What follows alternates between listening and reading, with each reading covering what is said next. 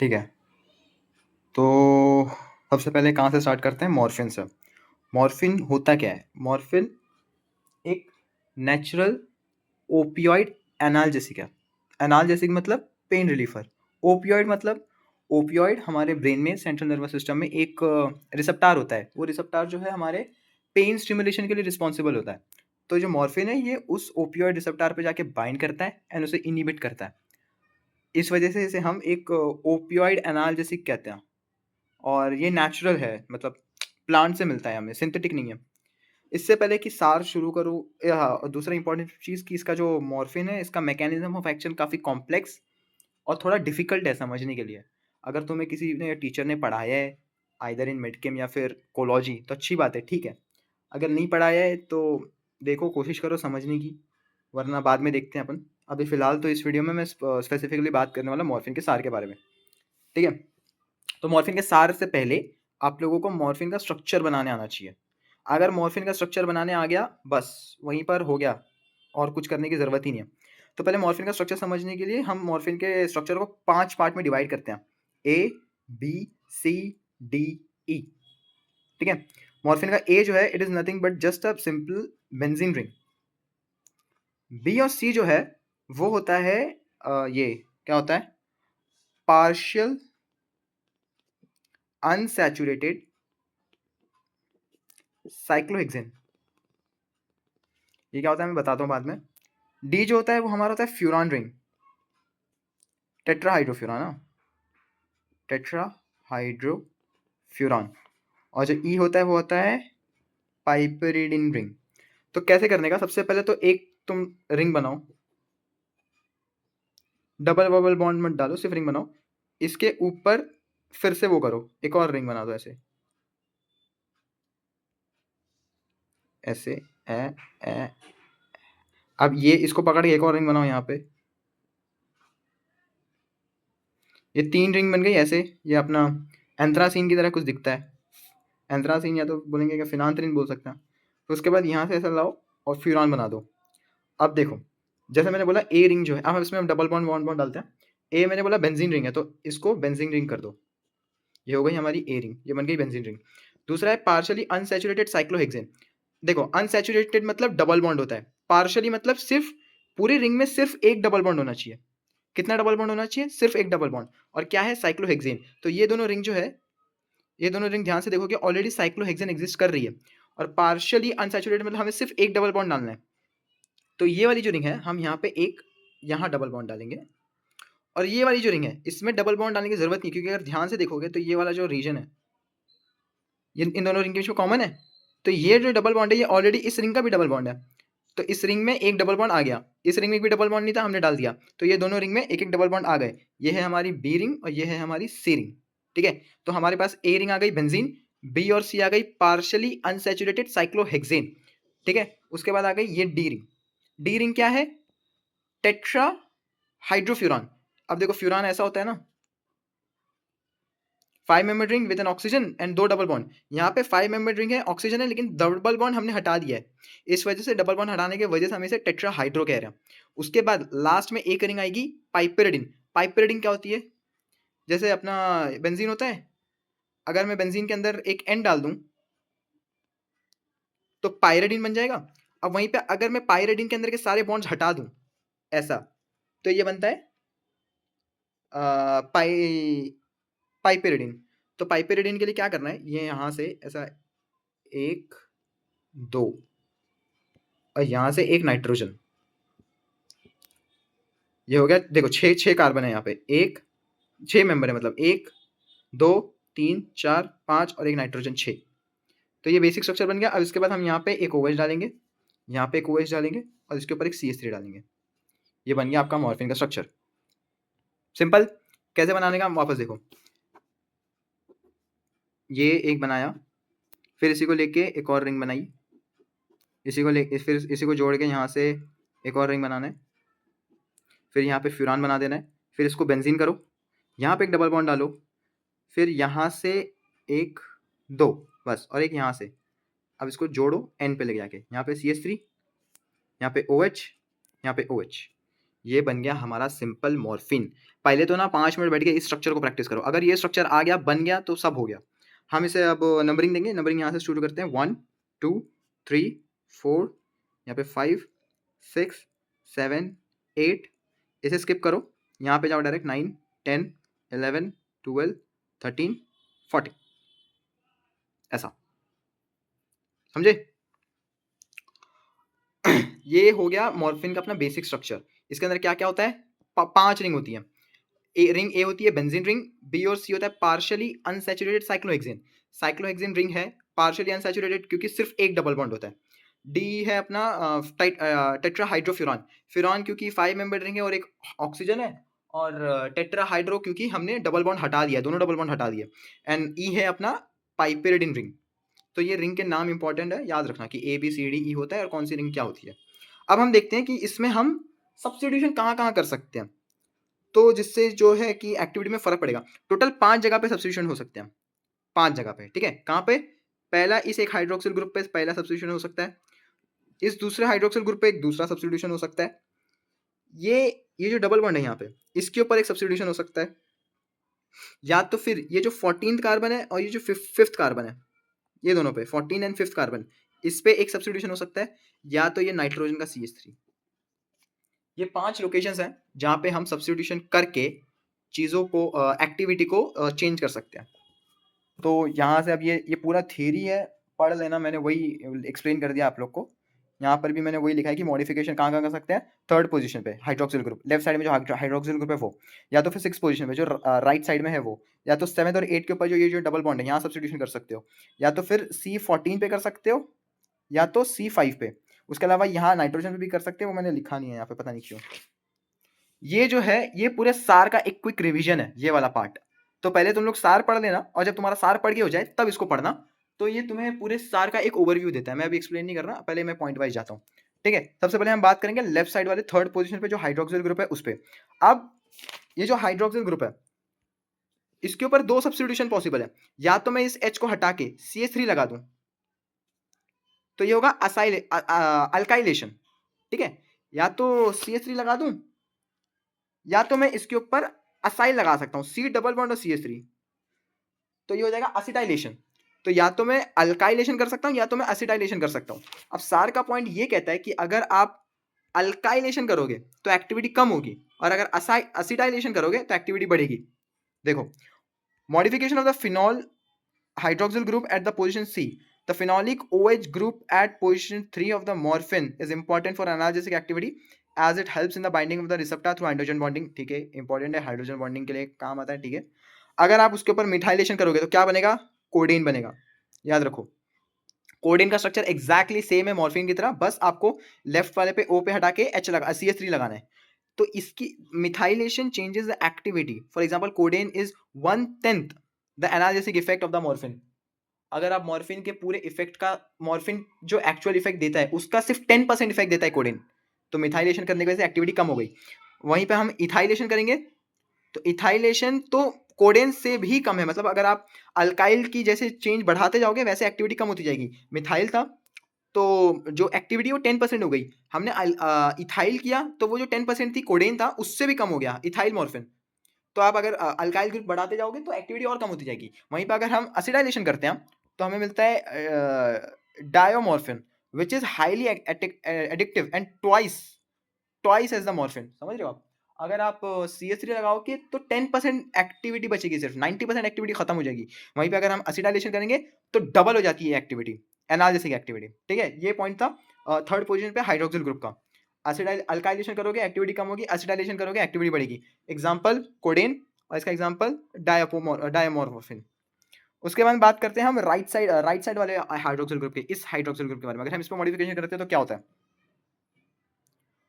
इस पे मॉडिफिकेशन करने से कुछ ज़्यादा फर्क नहीं पड़ता है, इस पे मॉडिफाई करने से जो है वही होता है, बस एक्टिव डेरिवेटिव बनते हैं। ऐसे डेरिवेटिव्स बनेंगे जो एक्टिविटी शो करते हैं। उसका एक एग्जांपल है heterocodeine and morphinone are more active than morphine. अगर आप इसके ऊपर राइट साइड वाले हाइड्रोक्सिल ग्रुप पे अल्काइलेशन करोगे तो एक्टिविटी बढ़ेगी। रिमेंबर, लेफ्ट वाले पे अल्काइलेशन करोगे तो कोडेन मिलेगा, वहीं पे अगर राइट साइड वाले पे करोगे तो हेट्रोकोडेन मिलेगा। देखो एग्जैक्टली सेम स्ट्रक्चर है कोडेन का और हेट्रोकोडेन का, सिर्फ यहाँ पे CH3 लेफ्ट पे और यहाँ पे CH3 राइट में। यहाँ पे सब्स्टिट्यूशन करने पे एक्टिविटी कम होती है, लेकिन यहाँ पे करने पे बढ़ती है। तो ये रहा मॉर्फिन, मॉर्फिन की एक्टिविटी ज़्यादा है एज कम्पेयर टू कोडेन, लेकिन मॉर्फिन से भी ज़्यादा एक्टिविटी किसकी है, हेट्रोकोडेन, रिमेंबर। और दूसरा यहाँ पे एग्जांपल दिखा है मॉर्फिनोन, मॉर्फिनोन में सिंपली इसको हमने कीटोन कर दिया। सो यही एक पॉइंट है इसका हाइड्रोक्सिल ग्रुप का। 2 पॉइंट हो गए। अब तीसरा पॉइंट है डबल बॉन्ड के बारे में। हमने जो थर्ड रिंग बी रिंग में जो डबल बॉन्ड बनाया था, अब ये जो डबल बॉन्ड है it is not essential for activity, मतलब उसका कुछ लेना देना नहीं है। आप उसमें सब्स्टिट्यूशन भी कर सकते हो, चेंज भी कर सकते हो, लाइक उसे हटा भी सकते हो, रख भी सकते हो। अगर हटा दो, रखते हो तो कोई इशू नहीं है, लेकिन अगर हटा देते हो तो ड्यूरेशन ऑफ एक्शन कम हो जाएगा और एक्टिविटी बढ़ जाएगी। ठीक है, ड्यूरेशन ऑफ एक्शन कम हो जाएगा और एक्टिविटी बढ़ जाएगी। ये लाइक ऐसे मतलब आप लोग को एप्लीकेशन बेस्ड क्वेश्चन आ सकता है कि ये मॉर्फिन का स्ट्रक्चर है, मैं इसमें क्या मॉडिफिकेशन करूंगा तो ड्यूरेशन ऑफ एक्शन बढ़ जाएगा, ऐसा।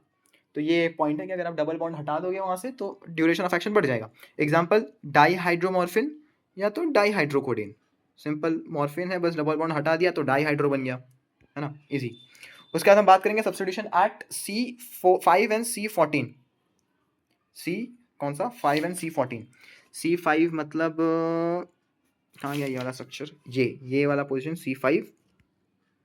C5 and this is C14। देखते हैं क्या होता है। Introduction of hydroxyl group at C14 gives potent compound. ठीक है,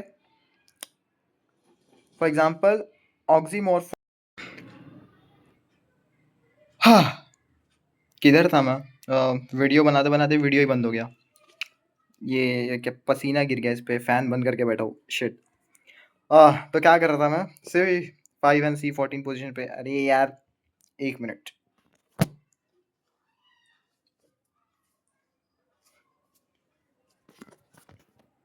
हाँ, तो अगर आप लोग ये जो अपना 5th पोजीशन 14th पोजीशन है उस पर अगर हाइड्रोक्सिल ग्रुप लाते हो तो पोटेंसी बढ़ जाती है। पोटेंसी समझते हो ना, पोटेंसी मतलब इफेक्टिव इफेक्ट नहीं बढ़ता, लेकिन हम कम डोज यूज करके ज्यादा इफेक्टिवनेस बना सकते हैं। कैसे एक्सप्लेन करूं, मतलब फॉर एग्जांपल समझो कि अगर आपको मॉर्फिन 500 mg लग रहा है, वहीं पे उसी लेवल का इफेक्ट प्रोड्यूस करने के लिए ऑक्सीमोर्फोन आपको सिर्फ 100 mg लगेगा, ऐसा। तो अगर आप 14 पोजीशन पे हाइड्रोक्सिल ग्रुप सब्स्टिट्यूट करते हो तो उसकी पोटेंसी बढ़ती है। एग्जाम्पल है ऑक्सीमोर्फोन एंड ऑक्सीकोडॉन।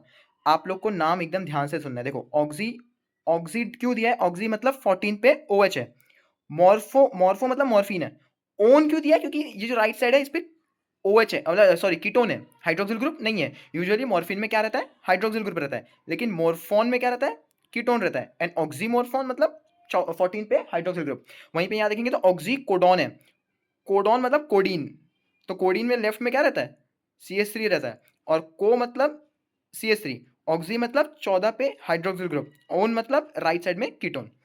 वहीं पे हम अगर 5th पोजीशन पे करेंगे हाइड्रोक्सिल ग्रुप का हाइड्रोक्सिल ग्रुप नहीं, कोई भी सब्स्टिट्यूट करेंगे, जैसे अगर मिथाइल सब्स्टिट्यूट करेंगे अपन 5th पोजीशन पे, तो जो ड्रग है वो ओरली एक्टिव मिलेगा।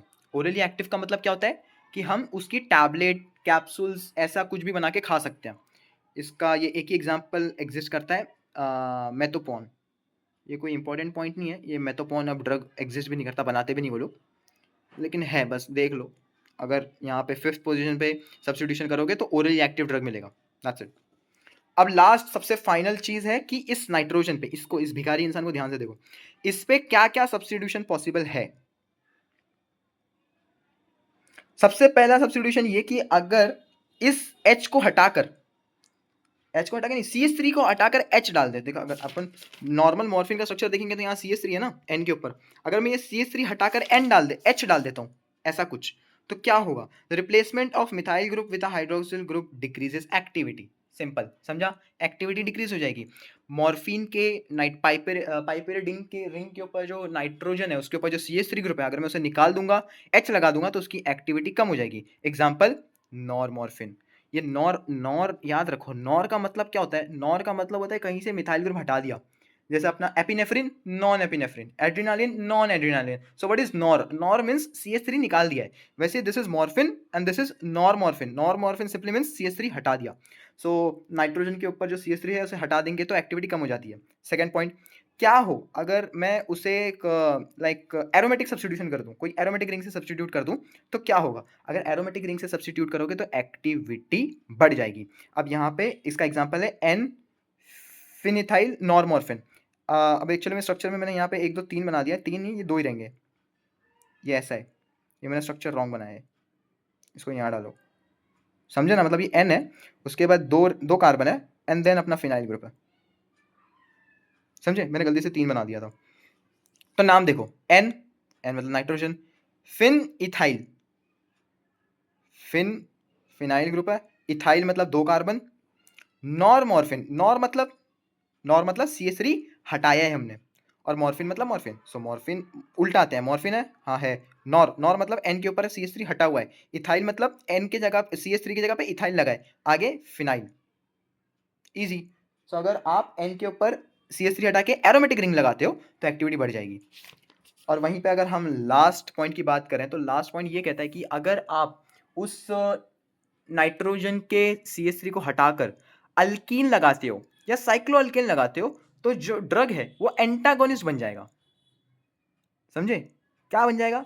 एंटागोनिस्ट. अब तक हम क्या पढ़ रहे थे? मॉर्फिन पढ़ रहे हैं. मॉर्फिन क्या होता है? ओपियोइड अगोनिस्ट होता है. ओपियोइड रिसेप्टर जो होता है उसको उसके ऊपर जाके बाइंड करता है, उसकी एक्टिविटी बढ़ाता है. अगर हम यहाँ पे अल्कीन लगा देंगे CH3 की जगह पे, या फिर साइक्लो अल्कीन लगा देंगे, तो वो जो ड्रग है वो एंटागोनिस्ट बन जाएगा. वो मॉर्फिन का एंटागोनिस्ट बन जाएगा. इसका एग्जांपल है नालोरफिन. नालोरफिन पे हमने यहाँ पे CH2 CH and CH double bond CH2 लगा दिया है. और वहीं पे है एक नाल्ट्रेक्सोन. नाल्ट्रेक्सोन में सिंपली हमने एक, क्या बोलेंगे इसको, साइक्लोप्रोपेन लगा दिया है. एक और इंपॉर्टेंट एंटागोनिस्ट है नैलेक्सोन. नैलेक्सोन बहुत इंपॉर्टेंट है. इसका स्ट्रक्चर आप लोग एक बार देख लेना क्या होता है, कैसे होता है. ये इंपॉर्टेंट है. बाकी समझा ना? ये मतलब अगर आप नाइट्रोजन के ऊपर जो CH3 था उसको हटा दोगे, उसके बदले एक अल्कीन लगा दोगे या फिर एक साइक्लो अल्केन लगा दोगे, तो वो जो है एंटागोनिस्ट बन जाएगा. If NCH3 group of the morphine is replaced by N alkene or N cyclo alkyl methyl, it will produce drug with antagonist activity. अब हम पूरे सार को एक बार मस्त एकदम प्यार से रिवाइज करते हैं. यहाँ पे सबसे पहले मॉर्फिन का स्ट्रक्चर है. मॉर्फिन में कितनी रिंग होती है वो बनाते हैं, वापस बनाते हैं. सबसे पहले क्या करना है? सबसे पहले 1 2 ऐसा ऐसा बस एकदम प्यारा सा बनाओ. फिर इसको एक और, इसको ज्वाइन करके एक और बनाओ. फिर इसी को ज्वाइन करके एक और बनाओ. बन गया. अब यहाँ पे फ्यूरान बनाओ. ठीक है, बन गया. हमें यहाँ पे डबल बॉन्ड डालना है. ये तो पहला रिंग अपनी बेंजीन है. फिर यहाँ इस रिंग का तो ये डबल बॉन्ड हो गया. इस रिंग में डबल बॉन्ड चाहिए, यहाँ पे एक डबल बॉन्ड डालो. 4 रिंग बन गई. अब यहाँ पे 5वीं रिंग बनाएंगे हम. 1 2 बस. और यहाँ से ये 1 3. तो ये 1 2 3 4 5 और ये नाइट्रोजन हो गया 6. इसके ऊपर होता है CH3. यहाँ पे होता है OH और यहाँ पे होता है OH. ये हमारा बन गया प्यारा मॉर्फिन. ये है A, ये है B, सॉरी ये है B, ये है C, ये है D, ये है E. A क्या है? बेंजीन रिंग है. B एंड C क्या है? Partially unsaturated cyclohexane. बराबर. D क्या है? टेट्राहाइड्रोफ्यूरॉन. E क्या है? पाइपरेडिन रिंग. उसके बाद यहाँ पे एक हाइड्रोक्सिल ग्रुप, यहाँ पे हाइड्रोक्सिल ग्रुप CH3. ये हो गया अपना मॉर्फिन. अब इसमें कहाँ कहाँ सब्स्टिट्यूशन कर सकते हैं हम 5 जगह पे सब्स्टिट्यूशन कर सकते हैं.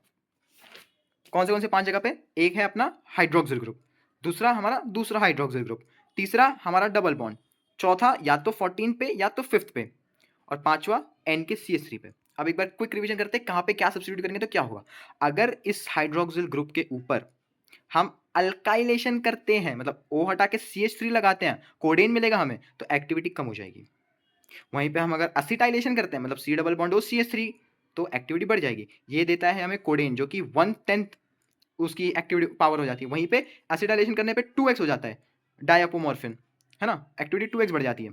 वहीं पे अगर हम राइट साइड वाले हाइड्रोक्सिल ग्रुप पे मॉडिफिकेशन करें तो उससे कुछ फर्क नहीं पड़ता है, उससे एक्टिविटी इंप्रूव होती है. Modification improves activity. और अगर इस डबल बॉन्ड की बात करें तो ये डबल बॉन्ड भी कुछ काम का नहीं है. Like it's not essential. आप हटाओ नहीं हटाओ कुछ फर्क नहीं पड़ता. लेकिन अगर आप हटा दोगे तो can be removed to decrease duration of action and increase the activity. समझ रहे हो? ये याद रखो. इस डबल बॉन्ड को हटाने से क्या होता है? ड्यूरेशन ऑफ एक्शन कम हो जाता है और एक्टिविटी बढ़ जाती है. उसके बाद अगर हम बात करें 14 पोजीशन पे, अगर 14 पोजीशन पे हाइड्रोक्सिल ग्रुप सब्स्टिट्यूट करोगे तो पोटेंसी बढ़ती है। क्या बढ़ती है? पोटेंसी। याद रखना, ये क्वेश्चंस ऐसे एप्लीकेशन बेस्ड क्वेश्चन आ सकते हैं कि write the modification required to increase the potency of morphine, write the modification required to decrease duration of action, समझे? और या फिर write the what do we say substitution और modification to increase the oral effectiveness. So oral effectiveness के लिए fifth position पे methyl group लगेगा, तो अपने को वो मेटापॉन मिलता है ना। तो फिफ्थ अगर 14 पे करोगे तो पोटेंसी बढ़ेगी, फिफ्थ पे करोगे तो ओरल इफेक्टिविटी बढ़ेगी। अब लास्ट बचता है एन, एन के ऊपर है CH3, CH3 के ऊपर तीन पॉसिबल चीज है। आपने CH3 हटा के H लगा दिया, CH3 हटाकर H लगाओगे एक्टिविटी कम हो जाएगी, CH3 हटाकर एरोमेटिक रिंग लगाओगे एक्टिविटी बढ़ जाएगी, CH3 हटाकर अल्कीन लगाओगे या तो साइक्लो अल्काइल में लगाओगे, साइक्लो अल्काइल लगाओगे तो एंटागोनिस्ट बन जाएगा, सीधा एंटागोनिस्ट। पूरी एक्टिविटी ही उल्टी हो जाएगी, पूरी एक्टिविटी ही रिवर्स हो जाएगी। ठीक है, समझा? अब बस दुआ करो ये पेपर में आ जाए।